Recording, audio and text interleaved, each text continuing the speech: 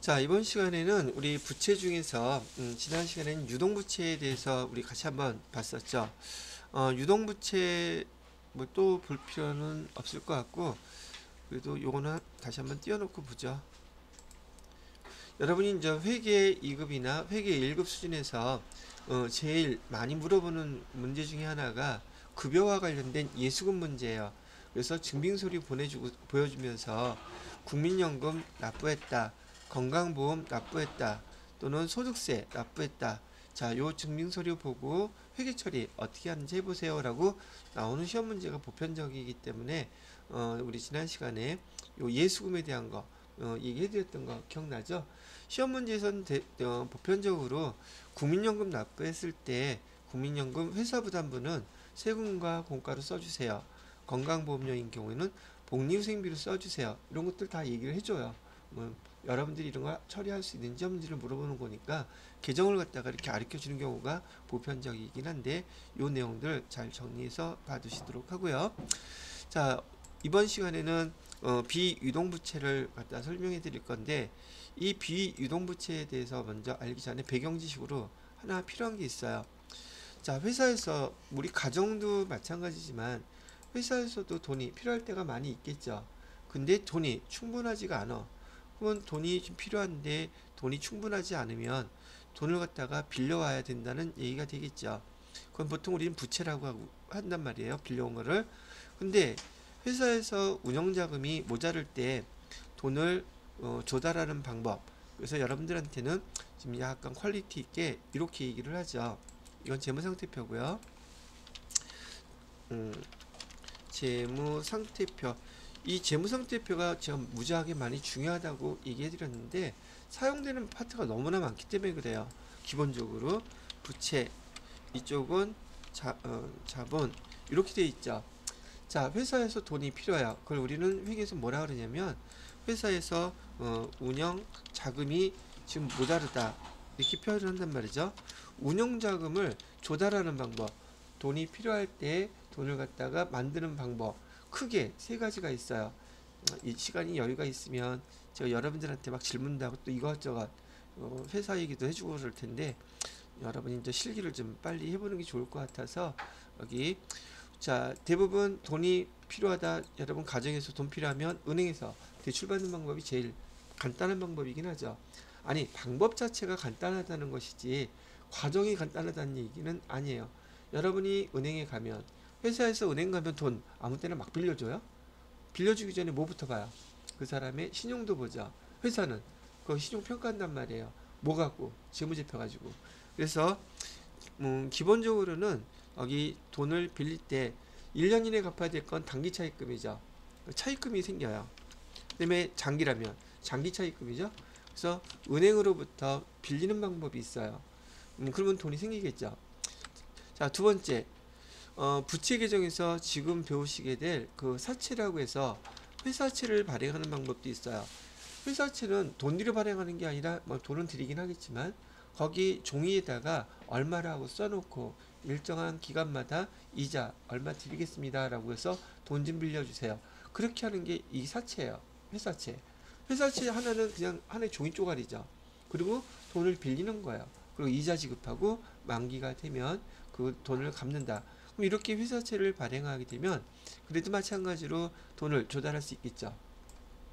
자, 세 번째로는 여기 자본 계정에서 이따가 배우시게 될 주식, 지금 우리 회계 1급에서는 우리 회사가 주식회사라는 전제 조건이 있다 그랬었죠. 여기서 뭘 발행하면 되겠어요? 주식을 발행하게 되면 또 운영자금을 조달할 수 있어요. 필요한 목적에 사용하기 위해서. 그래서 일단은 여러분들이 간단하게 회계 1급 수준에서 외부에서 저희 운영자금을 조달할 수 있는 방법은 크게 세 가지가 있다. 첫 번째는 뭐다? 은행에서 빌리는 거, 대출받는 거, 차입금이라고 그러고 뭐 거래처에서 빌려도 상관없죠. 두 번째, 회사채를 발행하는 방법. 세 번째로는 주식을 발행하는 방법. 세 가지가 있는데 이번 시간에는 이 회사채를 발행하는 것을 설명해 드리려고 하는 거예요. 자, 그래서 회사채는 보편적으로요. 첫 번째 얘가 이제 사채예요. 여기 밑에다 써놓고서 시작해야겠네. 자, 비유동 부채에서 여러분들이 회계 1급에서 구분할 수 있는 것은 장기 차입금이 대표적인 계정이고요. 두 번째는 사채. 지금 배울 거. 이 사채는 회사채의 줄임말인 회사에서 발행한 채권이라는 말의 줄임말이에요. 회사채. 세 번째로는 퇴직급여 충당부채. 좀 용어가 길죠. 요거하고 그다음에 또 뭐가 있나 비유동부채 이 정도면 되겠다. 장기차입금, 사채, 퇴직급여 충당부채. 다른 비유동부채에서는 대표적으로 요 세 가지 계정만 설명을 해드려야 먼저 제일 대표적인 것도 많지가 않아요. 그래서 장기차입금은 우리 앞에서 여기 그 유동성 장기부채하고 대치되는 것까지 한번 설명을 해드렸고요. 그래서 지금은 사채 설명할 차례가 됐단 말이죠. 이 사채와 관련된 이슈에서 처음 배우는 이 사채에 대해서 여러분이 구분하셔야 될 것은요. 사채를 발행할 때 용어예요. 얘가 액면 발행인지 그 다음에 할증 발행인지 할인 발행인지를 구분하는 게 시험 문제란 말이죠. 설명이 이렇게 나올 테니까. 그러면 상식적으로 여러분이 할증이라는 말은 어디서 많이 보편적으로 들어봤어요? 택시 타면 할증 그러면 돈 적게 내라는 뜻이에요? 더 많이 내라는 뜻이에요? 돈 더 많이 내라는 뜻이죠. 왜? 너무 이쁜 사람이 타면 돈 더 많이 받나? 돈을 왜 더 많이 내요? 보통 심야 시간, 늦은 시간에 타면 할증 요금이 붙죠. 자, 그럼 반대로 그럼 할증이라는 의미를 알고 계신다는 얘기고 할인이라는 용어는 또 뭐죠? 할인. 할인이라는 것은 금액을 더 싸게 라는 뜻이죠. 그래서 여러분들이 일단 제일 접하기 쉬운 가격으로 여기 액면 발행인지 그다음에 할증 발행인지 그다음에 할인 발행인지를 구분해야 되는데 액면 발행은 너무 쉽죠. 여기서 얘기하는 액면이라는 것은 사채가 이렇게 있으면 사채의 그 종이 맨 앞에 면에다가 여기 10만원 이렇게 써있죠. 액면이라는 거 여러분 액자 아시죠? 액자가 보이는 면이라는 뜻이에요. 그럼 액면은 사채라고 쓴 것에 써있는 금액, 그 금액이 10만원짜리다 라고 가정했을 때 그 금액이 액면가액이에요. 자, 액면가액 그대로 자 10만원짜리를 10만원에 발행하면 여기 액면 발행이라고 한다. 금액으로 비교했을 때 요거는 구분하기 어렵지 않죠. 그러면 할증 발행은 어때요? 할증이다 할인이다를 액면가액을 기준으로 액면가액보다 비싸게 발행하면 할증 발행이 되는 거고요. 액면가액보다 싸게 발행하면 할인 발행이 되는 거예요. 그러면 여기서 액면가액을 써놓고 이게 액면가액이고요. 액면에 쓰여있는 금액 얘보다 비싸게 10만 5천원에 이렇게 발행했다. 이건 우리가 할증 발행이라고 불러요. 그 다음에 10만원짜리를 9만 5천원에 이렇게 발행했다. 얘를 할인 발행이라고 부른다는 얘기죠. 자, 이거는 그냥 금액을 기준으로 어떻게 하는지 구분하는지 이해가 되셨으리라 생각을 한다는 얘기죠. 구분할 수 있겠죠? 자, 이번에는 금액 갖고 말고요. 금액은 쉬운데 이자율 갖고 비교할 수도 있어요. 이거 이자율로 물어볼 때는 보통 세무 2급 과정 정도에서 물어보는 것인데 배울 때 한꺼번에 같이 배워두시라고 설명을 해드립니다. 이렇게 사채를 발행하면은요, 보편적으로 이 회사채는 만기가 3년이 보편적이에요. 3년 후에 갚을게요 라고 한단 말이죠. 그러면 돈을 빌려준 사람은 뭐를 받아야 돼요? 이자를 받아야 되겠죠. 그리고 여기 사채 액면에 쭉 내용을 보게 되면 이 사채를 가지고 계신 분한테는 1년마다 10%의 이자를 드릴게요 라고 이자율이 이렇게 기록이 돼 있어요. 이거를 액면 이자, 지금 설명해 드린 용어들 잘 기억하셔야지 돼요. 왜냐면 여러분들은 이 사채 처음 배우는 거잖아요. 그럼 교재에서 문제에서 제가 말할 때 용어들이 막 사용되는데 얘가 뭔 용어인지를 알아듣지 못하면 좀 이해가 안 되겠죠, 당연히. 그래서 용어 처음 배우시는 것들은 잘 구분해서 기억하셔야 되는데 액면가액은 아셨죠? 그 다음에 여기 이자율 이렇게 적어 놓은 거 있죠? 얘를 똑같이 액면 이자율이라고 불러요. 뭐라고 부른다?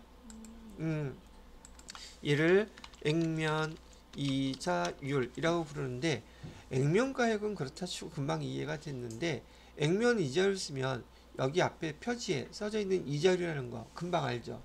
근데 여기 지금 예를 들어서 세무 2급인데 촌스럽게 액면 이자율 그러면 다 알아듣잖아. 그러니까 요 용어도 아는지 물어본단 말이죠. 얘를 다른 말로 표시 이자율이라고도 불러요. 표시 이자율이나 액면 이자율은 여기 사채, 회사채에 쓰여져 있는 이자율을 뜻하는 의미예요. 말이. 그래서 시험 문제 낼 때는 액면가액이라고 얘기하고 이자율은 표시 이자율이라고 이렇게도 얘기해요. 그러면 여기 뭘 뜻하는지를 알아들어야지. 아, 그거 얘기하는 거구나. 알아들을 수 있겠죠. 자, 얘는 이렇게 액면 이자율, 표시 이자율 이렇게 되어 있는데 얘가 처음에 배울 때는 헷갈려. 자, 여기 액면 이자율과 구분되는 이자율이 여기 시장 이자율이에요. 비교해야 될 대상이 시장 이자율이라고 되어 있는데, 자, 시장 이자율이라는 건 또 뭐냐면은요, 은행에다가 우리가 돈을 예금을 해놓으면 받을 수 있는 이자, 그 그냥 통칭 시장 이자율이라고 해볼게요. 그럼 시장 이자율이 예를 들어서 지금 10%라고 가정을 하겠습니다. 시장 이자율을 기준으로 하는 거예요. 가격으로 따질 때는 액면가액이 기준이지만, 그 다음에 이자율로 할증 발행이다, 할인 발행이다를 구분할 때에는 시장 이자율이 기준이에요. 내가 은행에다가 돈을 예금해 놨을 때 10%를 받을 수 있는데, 똑같이 10%를 받는다? 여기 써볼까요? 똑같이 10%를 받는다고 그러면은 얘는 액면 발행이 되는 거죠. 같으니까. 이걸 액면 발행이라고 이렇게 구분하는 거고, 만약에 얘를 8% 에 발행했다. 여기 액면 이자율이 8%다. 그러면은 얘는 무슨 발행이 되는 거예요? 얘가 할인 발행이 되는 거예요. 시장 이자율보다 싸잖아. 이걸로 기준으로 하는 거야. 얘를 기준이 아니라. 그러니까 가격으로 기준할 때보다 가격 할 때는 액면 가격으로 했으니까 헷갈릴 수 있겠죠. 그래서 세무위급에서 헷갈리라고 시험 문제 잘 낸단 말이에요. 그래서 기준이 뭔지를 구분 먼저 하실 줄 알아야 돼요. 자, 이번에는 액면 이자율보다 더 많이 주네. 12%를 아니 액면 이자율이네. 시장 이자율보다 더 많이 준대요. 이걸 뭐라고 부른다? 얘를 할증 발행이라고 그러는 거야. 기준이 뭐냐가 문제예요, 여기서는. 알죠? 크다 작다 할인 할증은 금방 알겠는데, 기준이 뭐냐에 따라서 가격으로 할인 할증 구분할 수 있고 이자율로도 할인 할증 구분할 수 있단 말이죠. 자, 마지막으로 잠깐, 내가 은행에다 예금을 갖다가 10% 예금해 놓으면 받을 수 있는데, 어떤 미친 사람이 3년 후에 내가 8% 받는데 여기다가 돈을 갖다 빌려줄까? 이거 완전히 미친 짓 아니에요? 그럼 이유가 있겠죠. 뭔가 더 많이 주는 뭐 이유가 있을 거야. 아, 실제로 있어요. 그건 이따가 설명해 드리기로 하고, 일단 지금 회계 1급에서 여러분이 사채와 관련돼서 구분해야 될 것은 여기 할증 발행이냐 할인 발행이냐, 또 금액별로 그다음에 이자율로 구분할 줄 아셔야지 된다는 얘기. 아시겠죠? 요건 이제 보기에 많이 나오게 됩니다. 사채와 관련돼서. 자, 그래서 종 쳤으니까 잠깐 쉬었다가 하기로 하고요. 이어서 계속 쉬는 시간에 쉬고 나서 할게요.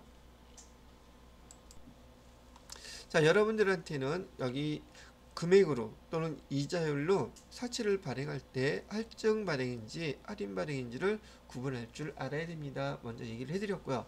두 번째 중요한 것은, 그러면 사채를 발행하는데 여기 조건을 먼저 한번 설명을 해드려 볼게요. 자, 사채를 발행하기 위해서 액면가액은 10만원짜리래요. 상환 기간은 3년 후에 갚을 거래요. 액면 이자율은 10%이고 유효 이자율은 여러분이 지금 생각할 때 요 시장 이자율이라고 이해하시는 게 지금 더 쉬울 것 같으네요. 오케이? 시장 이자율은 12%래요. 자, 그러면 유효 이자율보다 이자율이 작아요? 커요? 시장 이자율보다 작죠? 그럼 얘는 할증 발행이에요? 할인 발행이에요? 할인 발행이라는 거 알겠죠? 자, 사채를 발행하는 조건이 이래요. 그러면 지금 사채는 부채니까 3년 후에 갚아야 될 사채는 이렇게 회계 처리할 때 대변에다가 사채 10만원 이렇게 쓰는 건 당연히 이해가 되죠. 자, 그렇다면 여기 사채를 3년 후에 10만원 갚기로 하고 내가 받은 돈이 있어야 될 거 아니에요. 사채를 팔았으면 돈이 들어와야 되잖아요. 근데 여기 돈이 금액이 커요? 작아요? 작죠? 그럼 이 발행하는 이 금액, 내가 받은 이 금액은 내가 돈을 지금 사채를 발행해서 통장에 들어온 돈을 의미해요. 그럼 이 사채 발행 금액 95,000원은 어떻게 결정이 됩니까? 라고 물어보는 게 시험 문제예요. 오케이?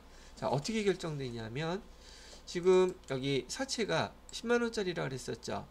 이 10만원은 3년 후에 10만원이에요. 그죠? 그럼 얘 현재 가치는 얼마일까? 현재 가치. 그래서 여러분이 또 요거 현재 가치 얘기하면 아 옛날에 수학 시간에 배웠던 등비수열에 해당되거든요. 그거 얘기하면 좀 머리가 막 복잡해지기 시작하면서 갑자기 엎어지고 싶은 생각에 충동을 많이 느껴요. 근데 그냥 쉽게 한번 얘기해 줘 볼게요. 아마 여러분 수학 선생님들도 아마 처음에는 이렇게 설명하셨을 거예요. 여러분이 돈에 대한 값어치를 갖다가 생각할 때 여러분이 은행에다가 지금 이렇게 10만원을 갖다가 예금을 했어요. 오케이? 근데 이 예금 이자율이 1년 후에 몇 퍼센트를 준다고 했냐면 10%를 준다고 하네요. 자, 그렇다면 1년 후에 1년이 지났어요. 그러면 10만원, 요거는 원금이니까 그대로 내가 받아야 되겠죠. 근데 거기에 따라서 1년 후에 얼마 준다 그랬어요? 이자 10% 준다 그랬죠. 그럼 그게 얼마예요? 만원이죠. 자, 만원. 그래서 1년이 지나면 나는 얼마를 받게 됩니까? 11만원을 받게 되는 거. 이거는 수학적인 게 아니고 그냥 얘기하는 거니까 알아들을 수 있죠. 예금 가입하니까. 잘 봐요. 지금 내가 예금 가입할 때 이 원금인 이 10만원이 1년 뒤에는 10%의 이자율이었을 때 1년이 지나면 얘가 11만원이 돼요. 그죠? 그러면 여기 현재 10만원과 1년 후에 11만원은 액면 금액은 다르지만 그 돈의 값어치는 똑같다는 의미예요. 왜 그러냐 하면 여러분이 여지껏 잘 관심을 갖지 않았었겠지만 요 이자율이라고 하는 거 있죠. 이자율이라는 것은 그 현재의 금액과 미래에 벌어질 금액을 똑같이 값어치를 맞춰주는 역할을 하는 계수가 바로 이자율이에요. 그러면 현재 이자율이 10%라고 하면 예를 들어 이런 거 경험해 보셨을 텐데 내가 10만 원을 갖고 지금 물건을 사는데 5개를 살 수 있어. 현재. 근데 1년 후에는 똑같이 10만 원 갖고 5개를 살 수 있을까? 5개를 못 살까? 왜 못 사지? 물가가 오르기 때문에. 그러면 지금의 10만 원의 가치와 1년 후의 10만 원의 가치는 같다? 같지 않다? 물가 상승이 우리 인류 역사상 사는 거에 가장 보편적인 게 물가는 상승하죠. 그러니까 현재 가치의 그 10만 원과 1년 후의 10만 원은 절대 같을 수가 없어요. 그걸 똑같이 만들어주는 게 뭐다? 이자율이에요. 그러면 1년 후에 이자율이 10%일 때는 현재 10만 원과 1년 후에 얼마하고 같다는 얘기예요. 11만 원하고 같은 금액이라는 뜻이에요. 가치가. 이해가 됐죠? 그래서 이를 갖다가 우리 금융이나 여기서 쓸 때는요. 보통 여기 예금에 가입했을 때 얘를 갖다가 우리는 현재 가치라고 불러요. 영어로는 프리젠 밸류라고 부르겠어요. 쓰고요. 얘를 줄여서 PV라고 많이 써요.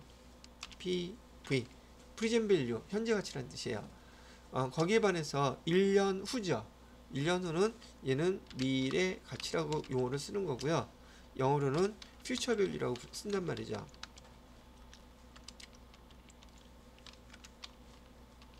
그래서 얘를 줄여서 얘는 FV라고 많이 써요. 자, 여기까지는 understand? 다시 그러면은 1년 후에 11만원은 현재 가치로 따지면 얼마다? 이건 알겠죠? 그럼 2년 지나면 요 똑같은 원리가 계속 적용돼요. 복리로 계산하기 때문에. 그럼 3년 후 가치가 지금 10만원이에요. 오케이? 그러면 3년 후에 가치 퓨처 밸류가 10만원이라고 한다면 현재 가치는 여기 얼추 만원씩 떨어진다고 봤을 때 7만원 정도 된다고 해도 이해가 되겠죠. 다시 지금 현재 가치가 71,180원은 3년 후에는 얼마짜리라는 얘기예요? 10만 원이라 이자율이 얼마였을 때 이자율이 여기 지금 10%였을 때 이 값어치가 됩니다라는 거 알려 주는 거예요. 이해가 됐어요? 그러니까 옛날에 배웠던 수학이 아니더라도 우리가 기본적으로 알고 있는 예금에 가입했던 걸로 현재 가치하고 그다음에 미래 가치라는 걸 설명해 드린 거예요. 현재 가치와 미래 가치를 갖다가 같게 만들어 주는 게 뭐라고요? 이자율이에요. 아시겠죠? 자, 그래서 알아들었으면 지금 우리가 알고 싶은 거는 사채를 얼마에 발행해야 되겠느냐는 거예요. 사채 발행가액이 얼마가 돼야지 맞겠느냐, 이걸 지금 얘기를 하는 거란 말이죠. 그래서 첫 번째는요, 사채 액면의 현재 가치를 계산한다. 그러면 사채 액면의 현재 가치가 3년 후 10만 원짜리는 지금 얼마짜리하고 똑같다? 7만 1,180원하고 똑같다고 그러는 거예요. 그 다음에 이 사채를 우리가 발행하게 되면 사채를 갖고 있는 사람한테 매년 얼마씩을 줘야 돼요? 만 원씩 줘야 되겠죠. 그럼 3년 동안 얼마가 나가겠어요? 3만 원 나가겠죠.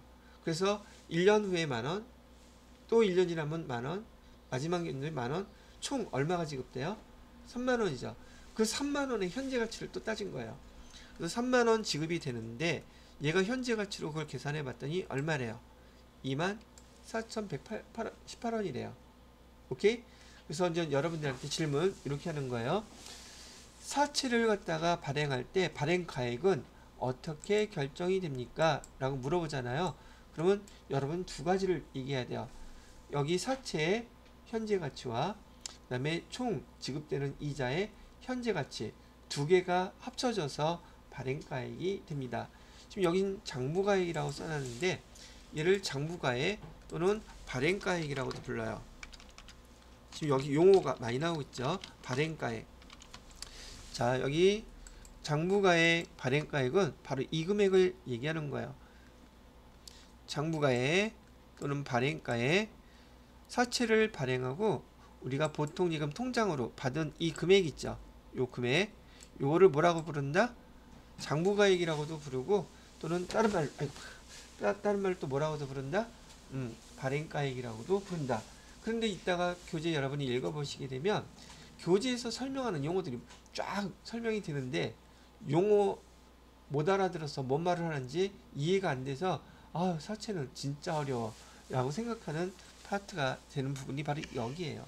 그래서 여기서 지금 제가 설명해 드린 용어들을 갖다가 잘 구분을 하셔야 된다는 얘기죠. 자, 다시 한번 정리. 사채 발행가액은 어떻게 결정되나요? 라고 물어봤을 때 두 가지가 합쳐져야지 돼요. 첫 번째는 사채 액면의 현재 가치, 또 하나는 지급되는 총 이자, 그거의 현재 가치 두 개가 합쳐져서 여기 발행가액이 되어 그걸 장부가액이라고도 부릅니다. 됐나요? 그리고 여러분이 회계 1급 수준에서 이런 얘기 나오더라도 금액은 다 가르쳐줍니다. 그럼 여러분 뭐만 쓰면 돼? 회계 담당자니까 기록해야겠죠. 자, 이제 기록하는 거 분기 처리 보여드립니다. 대변의 사채 10만원 쓰는 건 어렵지 않죠. 자, 3년 후에 우리가 갚아야 될 사채 발행하고 대변의 사채 10만원 쓰면 돼요. 돈 얼마 보통 예금에 들어왔다고 가르쳐주냐면 95,198원 보통 예금으로 받았어요 라고 쓰면은 보통 예금 얼마 쓰면 돼요?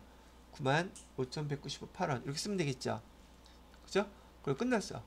그러면 차변과 대변의 차이 금액이 얼마가 나요? 4,802원 차이 나죠. 이 계정이 뭐냐는 거예요. 계정 이름을 여러분이 쓸 줄 알아야 되죠. 이 계정의 이름은 자, 사채를 지금 보니까 여기 보시면은 할증 발행했어요, 할인 발행했어요. 그건 알겠죠, 금방. 그래서 얘는 사채를 할인 발행했어요. 그랬는데 사채를 할인 발행하고 났더니 사채 액면 금액하고 발행 금액하고 금액이 차이가 났죠.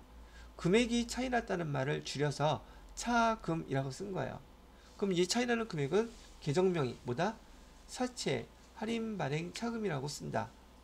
여기까지가 회계 1급 과정에서 여러분이 알아들어야 될 용어들이에요. 그 다음에 요 다음 단계가 이제 여러분 세무 2급에서 나올 텐데 그건 세무 2급 가서 제가 알려드리기로 하고요. 사채 할인 발행 차금 이렇게 알아들었으면 자, 따르게 한번 연습해 볼게요. 이번에는 사채 액면은 똑같아요. 3년 후에 10만 원을 갚아야 되는데요. 지금 우리 통장에 받은 돈은 얼마를 받았냐면 10만 5천 원을 이렇게 받았어요. 그럼 이번에는 차변의 차이가 나는 게 아니라 대변 쪽이 차이가 나죠. 그죠? 대변 쪽에 5천 원 이렇게 차이가 나는데 이 계정 이름은 무엇이겠습니까? 이번에는 사채를 할증 발행했죠.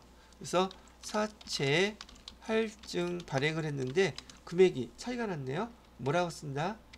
차금이라고 이렇게 쓰는 거예요. 그럼 여러분 계정에서 사채 할인 발행 차금과 사채 할증 발행 차금 회계 처리하는 건 되게 간단하겠죠. 그죠? 그런데 왜 이렇게들 어려워하지? 용어가 어려운 거야. 태어나서 이런 용어 처음 들어봤어요. 당연히 있겠죠. 그러니 지금 제가 설명해줬던 요 용어들을 잘 구분하셔야겠죠. 자, 회계 1급 수준에서 사채와 관련된 이슈는 크게 두 가지라고 보시면 돼요. 첫 번째, 할증 발행이냐, 할인 발행이냐. 두 번째, 사채 발행 금액은 어떻게 결정돼요? 두 가지가 합쳐져야지 돼요. 자, 그럼 제가 하는 말이 맞는 말인가? OX를 한번 대답해 보세요. 사채 발행가액은 사채 액면의 현재 가치로 결정된다. OX. OX. 제가 두 가지라 그랬잖아. 한 가지가 아니라. 근데 지금 저 하나밖에 얘기 안 했잖아요. 그죠? 그러니까 얘도 포함되겠지? 그렇게 얘기하면 안 돼. 그럼 이렇게 얘기한다면 사채 발행가액은 사채 액면의 현재 가치와 지급되는 총 이자 현재 가치를 더한 금액이다. 합한 금액이다. 맞는 말 틀리는 말. 이게 맞는 말이에요. 이해가 됐죠? 시험 문제 나중에 보면 이런 말도 나와. 사채 발행가액은 사채 액면의 현재 가치에서 지급되는 총 이자의 현재 가치를 차감한 금액이다. 맞는 말이에요? 틀린 말이에요? 너무 쉬운데 이게 쉬운 말이 아니란 말이에요. 여러분은 지금 설명 듣고 다 이해를 하셨으니까 약속한 용어를 알아들으니까 이 말이 쉬운 거지. 사채만 나오면 그냥 무조건 찍는 사람들이 보편적이고요. 그 다음에 여기 이 사채는요, 회계에서도 중급 회계에 속하는 어려운 파트 중에 하나예요, 이게. 근데 여러분들은 지금 더 진도 안 나가고 여기 기본적인 용어하고 회계 처리하는 거 그거 가르쳐 드리고 있죠. 그것만 구분하실 줄 알아도 돼요. 그게 그대로 세무 2급에 나올 수도 있어요. 지금 제가 설명해 드렸던 것들이. 단지 거기서 급수를 나눠서 낸다 뿐이지 회계 1급이 됐던 세무 2급이 됐던 세무 1급에서도 지금 여러분이 설명드린 이 용어들은 그대로 다 똑같이 나옵니다. 아시겠죠? 자, 이렇게 설명을 해드렸고요. 일단은 요거 캡처를 해두겠습니다. 요거 그대로 보내드려야 될 테니까. 자, 그러면 설명은 여기까지 마무리하고요. 교재 한번 같이 보도록 하겠습니다.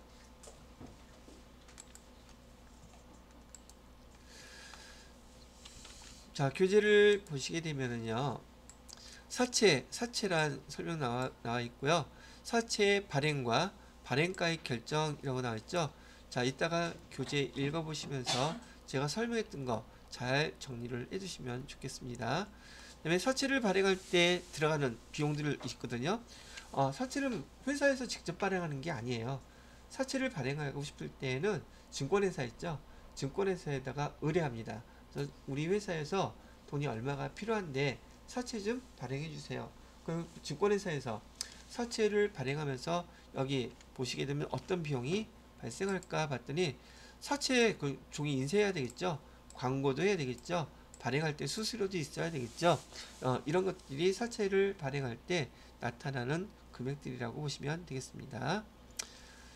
자, 그렇게 보시면 되겠고, 액면 발행, 할인 발행, 할증 발행 써 있는 거 보시면 되겠고, 자, 요거는 이제 눈에 쏙 들어올 거예요. 할인 발행을 하게 되면 차변에 사채, 할인 발행, 차금이라는 계정 쓴다. 할증 발행을 하게 되면 대변에 사채, 할증 발행, 차금 이렇게 쓰면 된다. 이건 하실 수 있겠죠. 여러분이 회계 1급에서 사채와 관련돼서 요 분기까지는 정확히 알고 계셔야 돼요. 그래야지 세무 2급 때 그 다음 단계를 배우시는데 무리가 없을 거고요. 자, 장기 차입금은 아까 설명을 해드렸어요. 자, 그 다음에 마지막으로 이것도 하나 설명해야 되겠다. 자, 지난번에 유동성 장기 부채 설명할 때 설명을 해드렸던 건데요. 나왔길래 한번 더 할게요. 자, 우리가 3년 만기에 장기 차입금을 이렇게 빌렸어요. 그래서 현금 들어온 건 알겠죠. 자, 그리고 1년이, 자, 이거 날짜 한번 써볼까? 얘를 언제 만기가 되느냐면요. 여기 4월 30일이 만기예요. 그러면 1년 지나고 2년 지나고 3년 차 됐는데 3년 지났을 때요. 이렇게 여기가 2022년이고요. 그 다음에 여기를 2023년 여기가 5월 1일 요때가 만기예요. 여기 만기. 그러면 지금 시간이 계속 흘러서 2022년도에 여기 결산 때 날짜인 12월 31일이 되는 날짜가 있겠죠. 12월 31일. 12월 31일은 우리 기말이라고도 용어 쓰고요. 여기 기말 또는 보고일이라는 말도 쓰고 결산일 명칭이 되게 많아요. 근데 다 며칠 날짜를 가리키는 거예요. 12월 31일을 가리키는 거예요. 자, 근데 요날 만기가 돼서 30만원 갚아야 되는데 여기 2022년 12월 31일 날 기준으로 보니까 지금 얘가 5월달이면 1년이 안 되죠. 그럼 여기 결산할 때 12월 31일 날 여러분들은 회계 처리할 때 회계 담당자가 알아서 얘를 이렇게 처리해야 된다고 제가 가르쳐 드렸죠. 차변의 장기 차입금은 더 이상 장기 차입금이 아니죠. 그래서 차변의 장기 차입금 얼마는 없애주라? 30만원 이렇게 없애주고 대변에다가 뭐라고 쓰라고 알려드렸어요. 얘가 이제 내년에 갚아야 되는 장기 부채이기 때문에 유동성 장기 부채라고 써주세요 라고 해드렸죠. 금액은 얼마? 30만원 됐잖아요. 자, 이렇게 유동성 장기 부채로 유동성 대체를 해 주어야 됩니다 라고 얘기를 하는 것이었었고요. 이 유동성 장기 부채는 유동부채라고 그랬어요. 비유동부채라고 그랬어요. 그건 안 까먹었죠? 앞에 게 주인이에요. 그래서 얘는 유동부채예요. 이게 회계 1급, 세무 2급에서도 많이 출제되는 문제 여기 기존 과목이에요. 이렇게 기억을 해두시라고 말씀을 해드리는데 이론에서 중요한 건 여기 뭘 설명해드리고 싶었냐면 이 유동성 대체가 언제 날짜를 기준으로 하느냐 그랬을 때 바로 요 결산일을 기준으로 1년 이내일 때 요거 해주라는 얘기예요. 언제? 결산일을 기준으로 해서 1년 이내죠? 그때 해준 거야. 그럼 결산일을 기준으로 한다. 또는 차입일을 기준으로 한다. 그게 말로 설명이 나오면 머릿속에 또 빙글빙글 돈단 말이지. 용어를 구분 못하면 차입일 기준이다. 결산일 기준이다. 결산일을 기준으로 1년 이내일 때 그 보고 결산일에 이렇게 회계 처리해 주라는 얘기예요. 자, 복습 겸해서 다시 한번 설명을 해드렸습니다. 자, 그 다음에 부채 규정과 관련해서 여기 세 번째가 퇴직급여 충당부채라고 되어 있는데 이 퇴직급여 충당부채에 대해서 여러분이 알아야 될 것들을 또 전반적으로 한번 설명을 해드려 보도록 하겠습니다. 33번.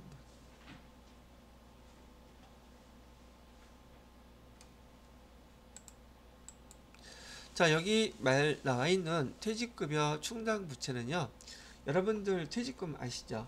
퇴직금이라는 것은 회사에서 1년 만근을 했을 때 한 달치 월급 주는 게 퇴직금이라고 기본적으로 알고 계시죠?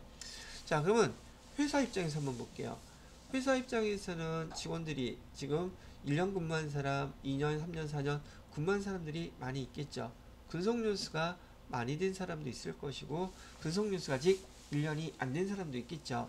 그런데 회사에서는 이렇게 12월 31일 결산일이 되잖아요. 여기다 써볼까?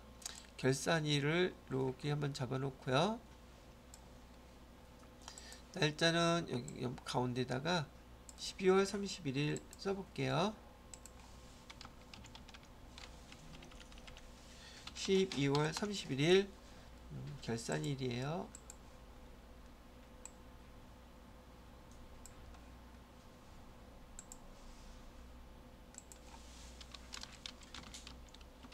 자, 이 결산일에 지금 우리 회사에서 근무하는 모든 전 직원이에요. 전 직원한테 전 직원의 퇴직금을 계산해요. 뭘 계산한다? 퇴직금을 연말에 계산한단 말이죠. 그런데 이 회사는 지금 회사 설립된 지가 얼마 되지 않았어 가지고서는 올해 처음으로 전 직원의 퇴직금을 계산하는 거예요. 그럼 이 퇴직금은 직원들이 퇴사할 때 1년 넘은 직원들한테는 반드시 지급해야 되는 거예요. 주고 싶으면 주고 안 주고 싶으면 안 줘도 되는 거예요. 여러분은 퇴직금이면 아이 뭐 별걸 다 이거 안 받아도 돼요. 그러겠어요? 기를 쓰고 받아갖고 나오겠어요? 말하나만 안 하죠? 그래서 회사에서는요 12월 31일 기말마다 전 직원의 퇴직금을 계산합니다. 그래서 근속연수에다가 그 사람의 급여 평균 급여를 갖다 계산한 다음에 얼마를 지급해야 되는 거구나. 걔를 갖다가 부채로 해놓는단 말이죠. 왜? 지금 당장 지급할 건 아니잖아요. 직원이 퇴사할 때마다 주면 되니까 그걸 부채로서 기록을 반드시 해놔야 돼요. 반드시 지급해야 되는 거니까. 자, 그러면 퇴직금을 계산해 봤더니 퇴직금이 얼마가 계산이 됐다고 가정하느냐면 10만 원이 계산됐다고 가정을 할게요. 그럼 얘가 직원들한테 줘야 될 퇴직금이니까 얘를 갖다가 회계 처리해야 되겠죠. 며칠 날짜로? 12월 31일 날짜로 여러분이 회계 담당자가 회계 처리 이렇게 해줘야 돼요. 이게 퇴직급여 처리예요. 그럼 여러분 급여 나갈 때 차변에 뭐라고 썼었어요? 월급 지급할 때 차변에 급여라고 했죠. 그러면 얘는 퇴직할 때 줄 거니까 계정을 뭐라고 쓰느냐면 차변에 퇴직급여라고 씁니다. 퇴직급여 얼마? 즉 비용 처리하는 거예요. 근데 실제로 얘가 지급이 됐어요? 안 됐어요? 안 됐죠? 그래서 얘는 퇴직급여 나갈 때 그때 충당할 거예요. 충당할 부채 아직 안 줬으니까 부채예요. 그래서 퇴직급여에 충당할 부채다. 그래서 퇴직급여 충당 부채라고 해서 10만원 이렇게 쓰시는 거예요. 그럼 이렇게 쓰는 거 어려워요? 쉬워요? 별로 어렵지 않죠? 계정도 매년 이렇게 쓸 거예요. 자, 그리고 1년이 지났어요. 그래서 2023년 또 12월 31일이 됐는데 그러면 매년이라 했죠 제가? 또 2023년 12월 31일에 직원들의 퇴직금을 또 계산했어요. 그러면 이 퇴직금은 매년 증가하는 게 보편적일까? 감소하는 게 보편적일까? 만약에 우리 집 회사 직원이 지금 100명이 근무하고 있어요. 그러면 이 퇴직급여 충당 부채가 감소하는 거는 직원 중에 누군가가 퇴사했다는 뜻이죠. 그럼 감소해요. 부채로 해놨던 건 지급할 거니까. 그죠? 그런데 100명 중에 퇴사하는 사람이 많을까? 보편적으로. 그다음에 1년 계속 근무하는 사람이 계속 근로자가 더 많을까? 계속 근로자가 더 많겠죠. 그래서 회사들마다 보편적으로 퇴직급여 충당 부채가 증가하는 게 보편적이에요. 그래서 두 번째에는 얼마인가 다 계산해 봤더니 12만 원이 계산이 됐어요. 오케이? 그러면 10만 원은 벌써 부채로 해놨죠. 그럼 얼마가 더 증가한 거예요? 2만 원 더 증가한 거죠. 그거 증가한 것만큼만 여기 회계 처리를 해주시면 돼요. 차변에 뭐라고 똑같이 퇴직급여 2만 원 대변에다가는 퇴직급여 충당부채 2만 원 이렇게 할 수 있겠죠. 자, 이번에는 2024년이 됐어요. 그래서 4월 30일 날 직원이 퇴사를 했어. 퇴직급여는 얼마가 나왔냐면 1,500원 나왔다고 가정을 할게요. 지금 퇴직급여 충당부채로 얼마가 있어요? 12만원 있죠.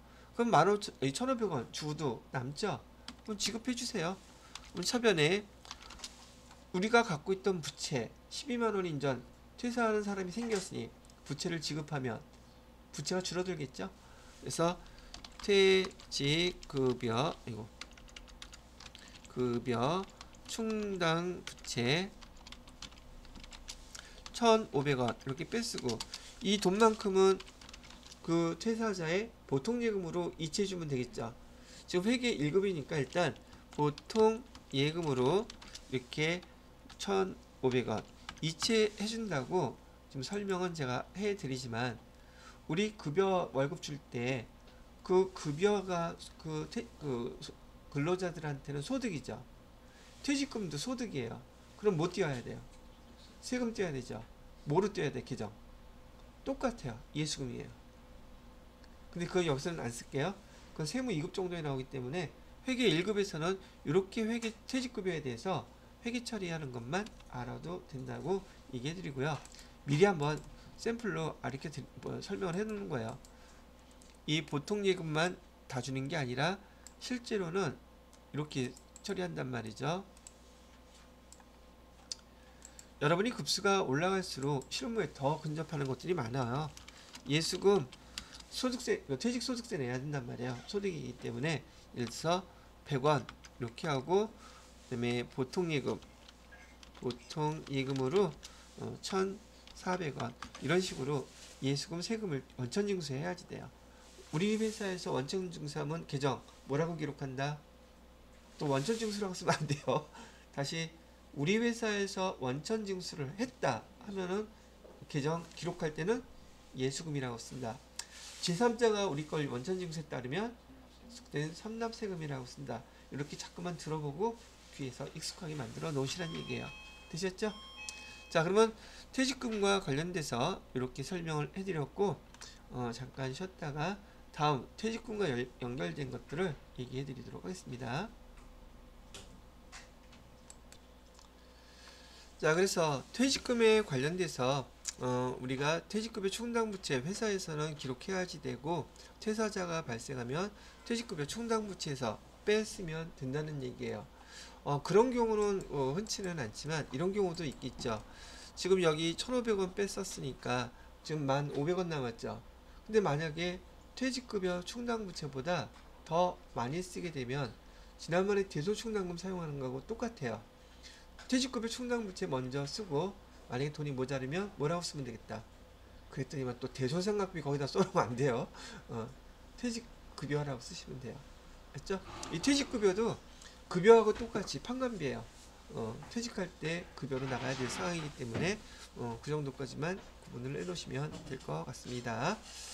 자, 근데 여기서부터는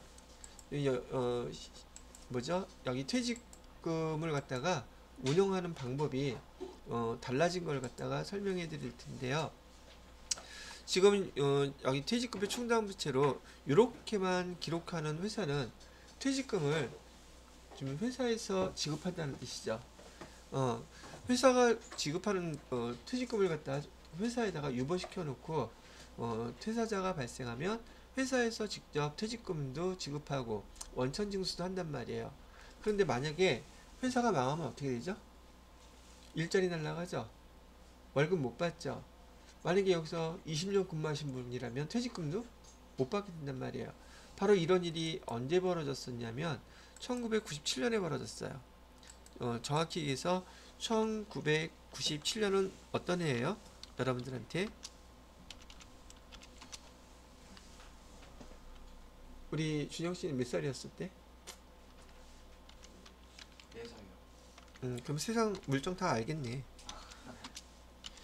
이 1997년 10월 달에 IMF가 터졌어요, 우리나라에. 즉, 그 국가 부도 사태가 벌어진 거예요. IMF는 무슨 뜻이다? IMF는 여기 금융권 이름이에요. 국제금융, 즉 국가를 대상으로 해서 돈을 빌려주는 금융기관. 이거 IMF 제가 설명한 적 없죠. 여기 IMF는 영어로 이거의 약자예요. 인터내셔널 모니터리 TORY. 자, 인터내셔널 모니터리 펀드라 해서 국제 자금을 갖다가 운용하는 그 기관, 금융기관이에요. 여기서 국가에서 이제 돈을 빌리는 거죠. 그럼 IMF라는 뜻은 지난번에 제가 부도라는 설명 해드린 적 있었죠. 국가 부도 사태라는 것은 지금 달러로 결제해야 될 돈이 국가에 없는 거예요. 그러니 돈을 빌려와야겠죠. 원화를 빌리겠어요? 달러를 빌리겠어요? 어디서 빌려요? 여기서. 돈 빌려주면 원래 항상 고자세죠. 그 나라에 여기저기 되게 많이 참견을 한단 말이에요. 그리고 국가 기관망도 팔아서 자기네 돈 갚으라고 난리 아우성치죠. 전 세계에서 IMF를 갖다가 3년 만에 끝낸 나라는 우리나라가 유일해요. 보통 10년 넘거든요. 그 기간 동안에 돈 갚으라고 구구절절히 하면서 그 나라의 그 기관산업망이라고 하면은 우선 전기회사 또는 철도 기관망이라고 그러죠. 그 다음에 국적기 항공회사, 그 다음에 뭐 그 나라에서 되게 그런 기관망이라는 것들을 자꾸 팔려고 그래요. 싼 값으로. 그래서 돈 챙기는 거야. 근데 우리나라가 3년 만에 그걸 끝냈어요. 그때 저도 우리 큰애 돌반지 그거 무려 20돈을 갖다가 홀라당 팔아먹었어. 그때 한 돈의 금값이요 23,000원 정도 했었어요. 한 돈에. 근데 국가에서 그 금을 갖다가 IMF 때문에 대금 갚으려고 한다고 하니까 국민적으로 엄청난 열풍이 벌었단 말이죠. 있는 거 없는 거 다 갖다 팔았어. 그때 45,000원 줬어. 그럼 2배 값을 준 거 아니야. 그럼 떼돈 벌었다는 생각 했겠어요, 안 했겠어요? 지금 얼마예요? 지금 20만원 넘잖아. 안 넘나? 하여튼 넘죠? 지금까지 갖고 있었으면 이런 그지 같은 슈퍼 갖고 있으면 그때 당시 내가 삼성동 저기 어디죠? 강남에 땅을 사놓지. 지나고 나면 그런데 근데 앞으로 미래에는 그런 일이 또 있을까 없을까? 항상 그런 일은 있어요. 근데 지금 그 일을 모를 뿐이지. 그럼 미리 준비를 해야 되겠죠. 떼돈 벌 거 아니야. 그죠? 여하튼 간에 IMF 때 많은 기업들이 정말 많은 기업들이 문을 닫았어요. 그러다 보니까 거기서 근무하던 분들이 퇴직금을 못 받았겠죠, 당연히. 그래서 이 IMF 이런 게 터지게 되면 그 어느 나라가 됐든 간에 그 가장들 있잖아요. 돈줄이 다 끊기기 때문에 비관자살하는 사람들이 엄청나게 많아졌어요. 그래서 우리나라에서도 이게 1997년 10월 달에 터지긴 했지만 그 여파는 98년, 99년 계속 많이 됐단 말이죠. 우리나라에서 이게 사회적 문제 이슈가 엄청나게 커지다 보니까 2005년 돼서 지금 직원들한테 줘야 될 퇴직금들을 각 회사들은 외부 금융기관에다가 반드시 예치해 놓으라는 퇴직연금법이 발효가 됩니다. 퇴직연금법, 직원들이 퇴직금은 어차피 줘야 될 거죠. 그러니까 회사 니네들이 갖고 있지 마. 그거 외부 금융기관에다가 다 예치시켜. 그래서 회사가 망하더라도 외부 금융기관에 예치된 금액은 직원들한테 퇴직금으로 줄 수 있죠. 그렇게 해서 이걸 개정을 했어요. 보통 이 퇴직연금 2005년에 우리나라에서 적용이 됐는데 제가 공인에서 공부할 때 2000년도에 이걸 공부했단 말이죠. 그러다 보니까 미국에서는 1985년부터 얘가 시행이 됐어요. 그럼 얘네들은 너무 잘 알고 있는 거겠죠. 그래서 우리나라에서 2005년도에 이렇게 시행될 때 제가 외국 회사에 있었거든요. 그때 본사에다가 우리나라에서도 여기 지금 퇴직연금법 시행되기 때문에 직원들의 퇴직금을 다 퇴직연금으로 가입하겠다 그랬더니 걔네들은 너무나 당연한 거니까 그러라. 그래서 아마 2005년도에 시행될 때요. 외부 금융기관에다 직원들의 퇴직금을 예치하라고 했던 그 기업들이 우리나라 예를 들어서요. 뭐 100대 기업. 제게 순위 100위에 있는 기업들은 2005년에 만약에 500위까지는 2006년에 그 다음에 1000대 기업은 2007 이렇게 시간적인 여유를 줬어요. 준비해서 왜냐면 직원들이 퇴직금 금액이 엄청나게 크거든요. 근데 얘를 갖다가 외부 금융기관에 예치하려면 돈이 있어야 되는데 현금을 갖다가 끌어 모아야 되겠죠. 그래서 그 시간은 여유를 준 거예요. 제가 다녔던 회사는 바로 2005년도에 바로 다 전환시켰어요. 뿌듯하지. 우리나라에서 어떤 대기업보다도 먼저 저도 시행을 한 케이스에 해당되더란 말이에요. 자, 그렇게 됐다는 얘기고요. 퇴직연금법으로 인해서 퇴직연금은 두 가지 형태의 퇴직연금이 있게 됐어요. 퇴직연금은 반드시 직원들의 퇴직금을 외부 금융기관에다가 예치하라고 얘기했었죠. 첫 번째로는 확정급여형이라는 게 있어요. 확정급여형 이거는 영어를 갖다가 미국에 있는 걸 그대로 들여와서 사용하는 거예요. 그래서 우리말로 해석을 해서 이렇게 사용한 건데 보통 DB형이라고 부릅니다. DB는 뭐의 약자냐면 defined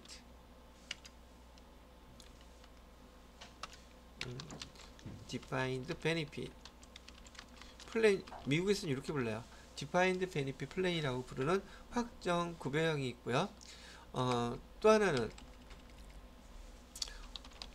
확정 기여형, 이게 두 가지로 나뉘어요. 확정 기여형. 확정 기여형은 DC형이라고 불러요. DC형은 똑같이 defined contribution plan 이렇게 부르는 거예요. 자, 확정 급여형하고 확정 기여형하고 이렇게 나누는 기준을 아셔야겠죠? DB, DC.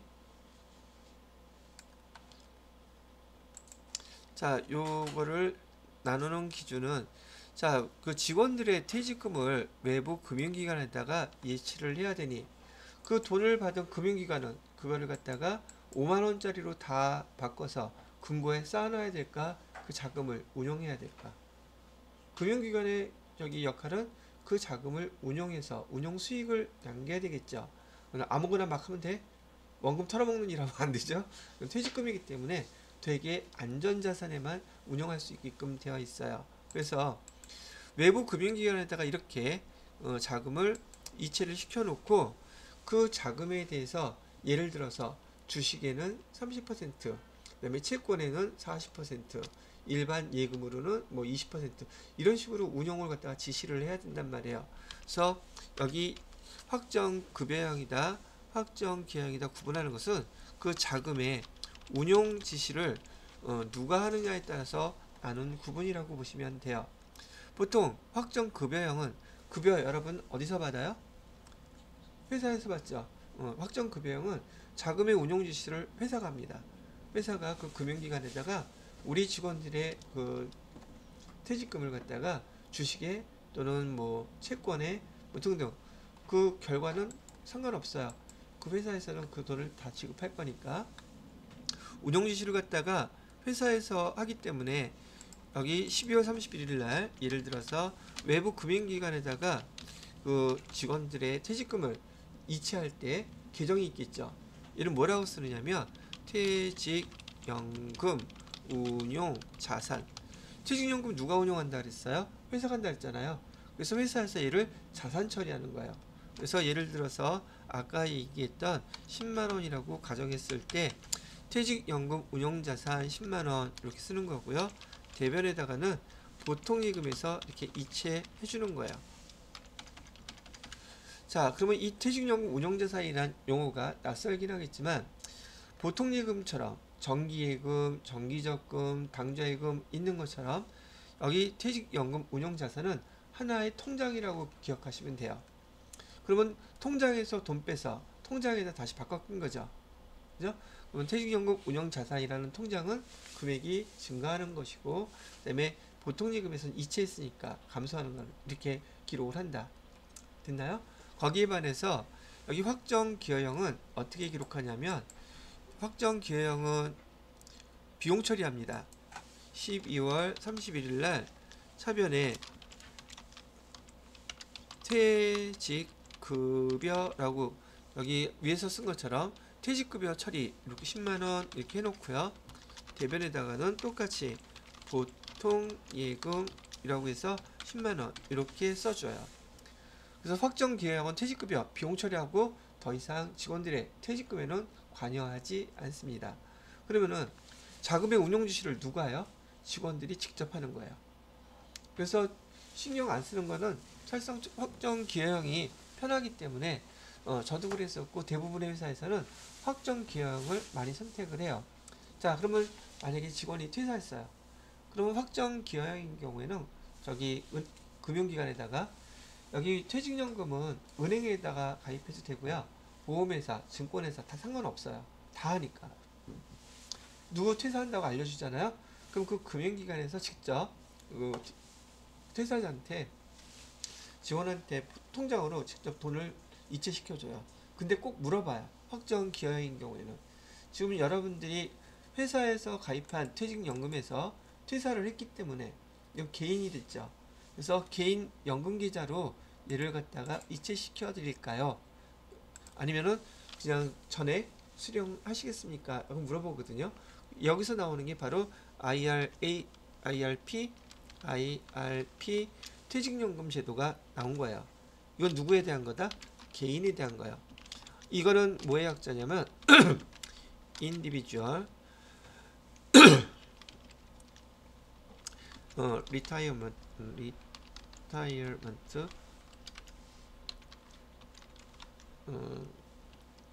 지금 우리나라에서는 얘를 갖다가 P를 펜션, 즉 그 펜션이 그 펜션이 아니에요. 그 연금이라는 뜻이에요. 여기서 인디비주얼 개인 리타이어먼트는 퇴직이라는 뜻이거든요. 퇴직연금. 그래서 개인 퇴직연금을 갖다가 IRP라고 부르고, 전 회사에서 가입했던 여기 DC형 퇴직연금 계좌에서 개인 걸로 이렇게 옮겨갈 때 그걸 IRP라고 부르는 거예요. 개인 퇴직연금을 뜻하는 것이고요.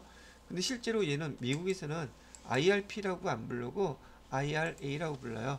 IRA.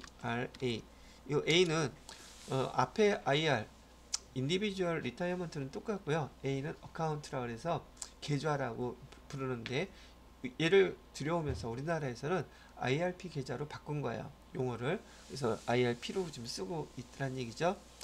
그러면 여기 퇴직급여에 대해서 여기 확정 기여형인 경우에 개인들한테, 직원들한테요. 여러분 보통예금 통장 인터넷 뱅킹으로 다 있죠. 볼 수 있죠. 똑같아요. 내 퇴직연금 계좌를 갖다가 다 개설을 해주고 여러분이 직접 그 자기 퇴직연금 계좌를 수시로 볼 수 있어요. 그리고 퇴직금이 얼마가 들어왔는지, 이번 달에 얼마가 들어오는지. 그런데 퇴직 확정 기여형을 운영하는 회사에서는 그 여러분들의 그 퇴직금 있죠. 1년 근무했을 때 한 달치 퇴직금을 12분의 1 나누어 가지고 매달 비용 처리해요. 그러면 자금에 대한 부담도 좀 적어지겠죠. 그리고 여러분들이 직접 주식의 몇 퍼센트, 채권의 몇 퍼센트, 그다음에 또 일반 정기예금의 이걸 마음대로 지시할 수가 있거든요. 근데 제가 여지껏 운영했던 걸 보면은 단 한 명도 관심을 안 가져. 그냥 퇴직금만 가입돼 있으면 그걸로 끝이야. 아무것도 손을 안 대더라는 얘기예요. 신기하죠? 그렇게 돈에 관심이 없어. 제가 얼마 전에 여기서도 마찬가지로 여기 DC형 하고 있거든요. 그런데 제가 이번에 작년 말 올해 초에 금리가 많이 올라갔잖아요. 그럼 저도 퇴직연금 가입한 게 있어가지고 처음으로 이자율이 얼마 안 될 때는 뭘 해도 다 비슷하니까 저도 손 안 대요. 저기 은행에 갔어. 그래서 이거 지금 전화를 하는데 원래는 스마트폰으로 하면 돼야지 되는데 얘가 뭐가 작동이 안 되더라고. 거기에서 문의를 자꾸 떠. 이게 안 되더라고 해서 갔더니 담당자가 어떻게 해야 되는지 몰라. 그래서 아니 담당자가 이거 퇴직연금 담당자 이거 몰라요 했더니 여지껏 자기 7년금만 했는데 이거에 대해서 물어보러 온 사람은 단 한 명도 없었대. 제가 처음이래. 저도 처음 들었는데 그래서 퇴직금만 받는 건 줄 알았지. 응. 이용할 수 있는 거 자체를 처음 들어봐. 그러니까 엄청나게 돈에 관심 없는 사람들이 돈을 엄청나게 벌 일은 절대 없겠죠. 그죠? 그래서 돈이 없는 거야. 근데 그거를 회사에서 매년 넣어줘야 돼요. 반드시 넣어줘야 돼요. 저희 예전 회사에서는 안 넣어줬어요. 근데 그게 확정 급여형이었는지 확정 기여형이었는지 IRP 계좌는 벌써 개인으로 퇴사하고 난 다음에 IRP 계좌로 옮겨가는 거예요. IRP 계좌는 개인 거고 내가 회사에 근무하는 동안에만 여기 DC형을 갖다 이용할 수 있는 겁니다. 퇴사했는데 퇴직금을 또 넣어줄 일은 없죠. 그리고 퇴사했으면 금융기관에서 그 돈을 그 직원한테 지급을 한단 말이에요. 회사하고는 관계가 없어져 버려요. 금융기관에서 지급을 해준다. 수정씨 같은 경우에는 어떤 상황이었는지 또 들어봐야겠지만은 그래서 여기 그 퇴직금은 보편적으로 말이에요. 찾으면 다 써요. 그러니까 죽는 셈 치고 없다고 생각하고 안 쓰는 게 노후를 갖다가 탄탄하게 만드는 길이에요. 제가 20여 년 동안 직장 다니면서 퇴사할 때마다 초기에는 직급이 높지도 않고 연봉이 많지 않았기 때문에 퇴직금이 몇백만 원 수준밖에 안 됐었어요. 근데 어느 정도 레벨이 되니까 그게 이제 1,000만 원대, 2,000만 원대 되더니 거의 끝 무렵에서는 뭐 몇 년 근무하지도 않은데 거의 억대 가깝게 됐었는데, 여하튼 간에 그 돈 찾는 그 뿌듯함에 그냥 세금 다 내고 일시불로 찾았거든요. 그 결과 남아있는 게 10원도 없어요. 그러니까 퇴직금은 좀 뺏쓰게 되면 다 쓸 용도가 있고 잘 썼다고는 하지만 결국은 남아있지 않기 때문에 혹 참고하세요. 퇴직금은 없는 거 생각하고요. 없다 생각하고 그냥 넣어두세요. 추가로 더 불입하지는 않아도 됩니다. 대신 만 60세 이후에 받을 수가 있거든요. 세제 혜택도 있어요. 보편적으로 예를 들어서 퇴직금 받을 때 15% 아니면 10% 세금을 낸다고 치면 60세 이후에 받게 되면 3%에서 5% 정도 세금밖에 안 떼어요. 훨씬 더 낫겠죠. 퇴직연금은 손을 안 대는 게 남는 거라고 생각을 하시면 어떨까 싶으네요.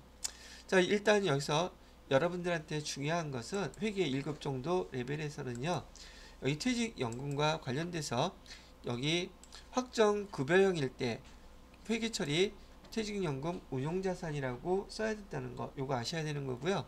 그다음에 확정 기여형인 경우에는 퇴직급여라고 쓰는 거, 요 개정 많이 물어봅니다.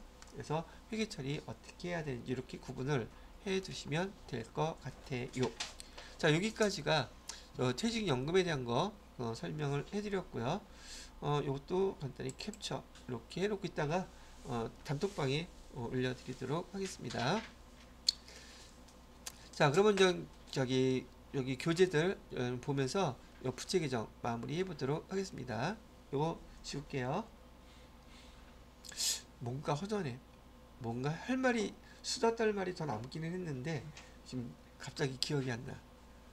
수정씨가 질문해서 그러나? 자, 여기 읽어보시기 바라고요.